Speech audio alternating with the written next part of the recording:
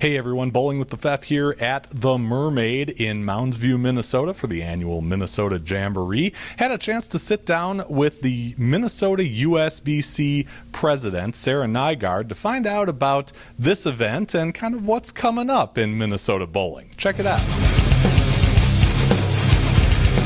This is an awesome event. For people who don't know about it, what can you tell them about what you guys are doing here?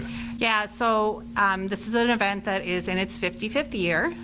We have an incredibly supportive board and just bowling organization here in Minnesota. So we put on an event. Our morning is very geared towards youth bowling. So we do a Matling scholarship tournament. Where we award a $1,000 top prize to 3 divisions, so 3 $1,000 top prizes, and we give away a lot of money for our scholarship tournament. And one of the pieces that we tag onto it is we do a free junior gold qualifier as well. So the young people that are coming in, they can choose to bowl just the scholarship tournament. If they have their junior gold membership, then they can try and qualify for a junior gold slot. And the state board then pays for the junior gold entries as part of our giving back to bowling. So that's sort of our morning session. And then we have some on the lanes coaching that we always have a featured pro in. This year we're really very fortunate to have Wesley Lowe in, who you interviewed, I believe.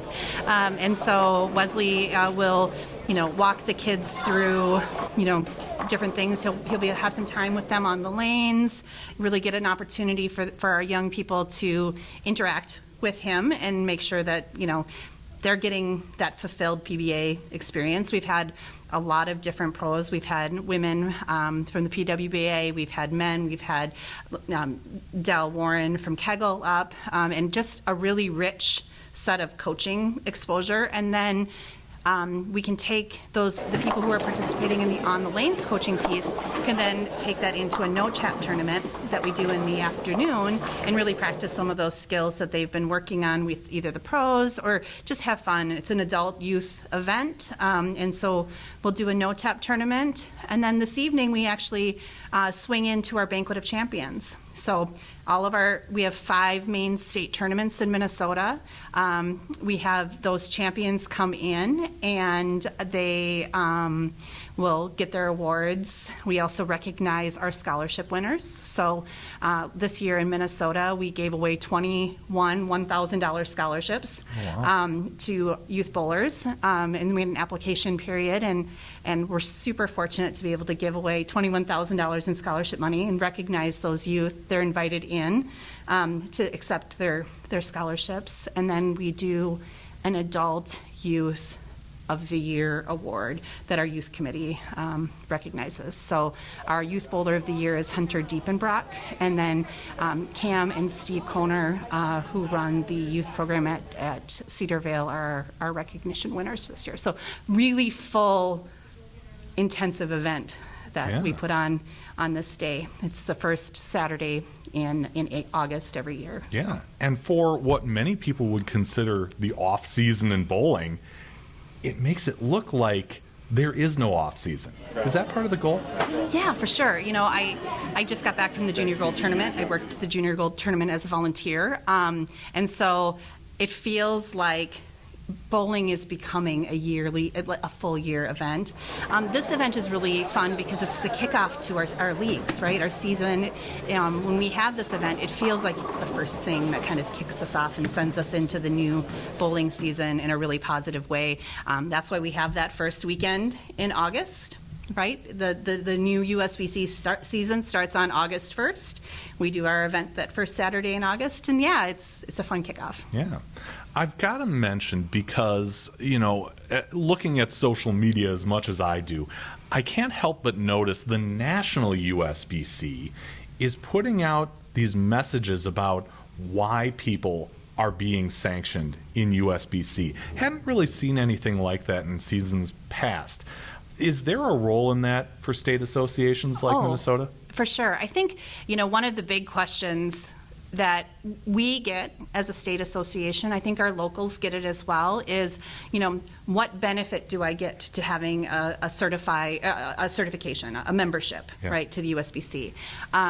And in the state of Minnesota, we've actually created an infographic that talks about all of the different pieces that you get when you get a membership. I think at the national level, there's a lot of conversation right now talking about when you buy your membership at the beginning of the season, what do you get? And this Why I Certified program is a really good way to sort of talk about the benefits that you get for being a certified USBC bowler. I mean, you get rules, right, that support the sport. You get some guarantees around your prize funds in your leagues. There's bonding that's happening to make sure that your money is protected if you are certified. You have, you have tournaments. You have all of the things that come with Why I Certify. And getting those messages out, I think, is really important. And it's something that we at the state level have really tried to emphasize as well, so that people know that they're getting value with their membership. Yeah. You've also got a Hall of Fame induction ceremony We coming do. up this next year in Alexandria. Yep. Tell me about that. How do you prepare to make that night special for the inductees? Yeah.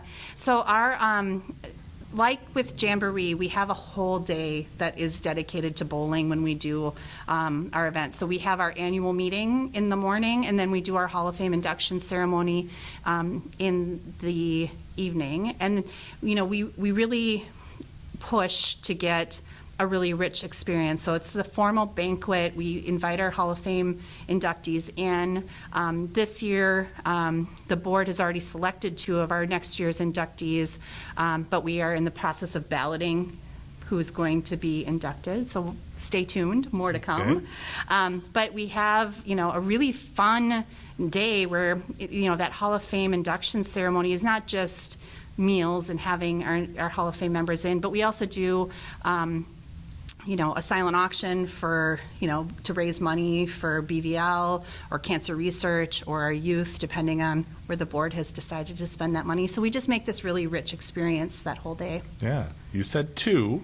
I know Mark London is one of them. Yep. Can you tell me the other? The other one is someone who has passed away, and we Okay. haven't yet contacted their family yet, so I would just like to hold off until but Mark London, shout out to you. We're really Yeah. excited to be able to induct you into the Hall of Fame. Can you tell me anything about that? Maybe about the things that made him, rise to that level? Yeah. Because I know firsthand, I've interviewed him a couple times. He's done some color commentary with me. He's fantastic. He is fantastic. Yeah. Yeah, so we have essentially 2, like most Hall of Fames, 2 main areas of service that can get you into our Hall of Fame. We have superior performance and then meritorious service.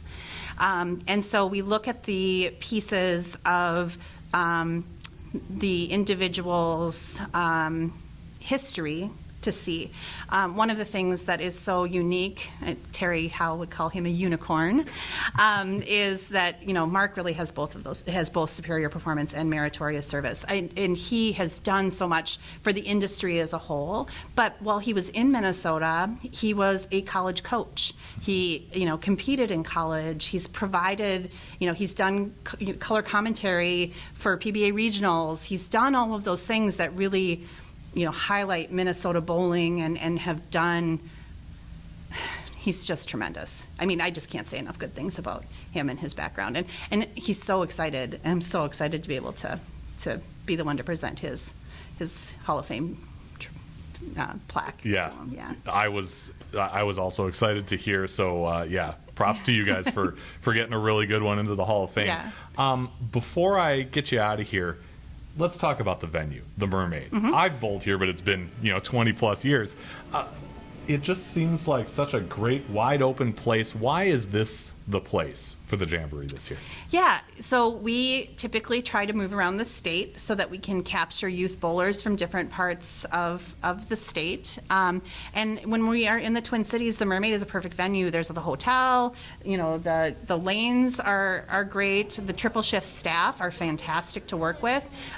We've just had a really, really good experience coming back, and we've been here several times in the last, 5 or 7 years, because it is, a perfectly placed Twin Cities location for an event, centrally located and, not far from Minneapolis. And yeah, they just do a really great job here. So shout out to Triple Shift for everything that they do for us and helping us to make this bowling day such a great event. I'm so proud of the work that our state association has done. We grew last year. We have more adult members. We have more youth members. We're growing bowling in the state, and it's because we continue to generate, items and excitement, and we have proprietors who are so supportive of, sanctioning and certifying leagues. So, be excited. Bring your friends out. Do what you need to do to help us continue to grow bowling and make it the sport that we love. Like it? I love it. You want some more? Subscribe to the channel, hit the notification bell, and you'll be the first to see new videos on the channel and find out when we go live.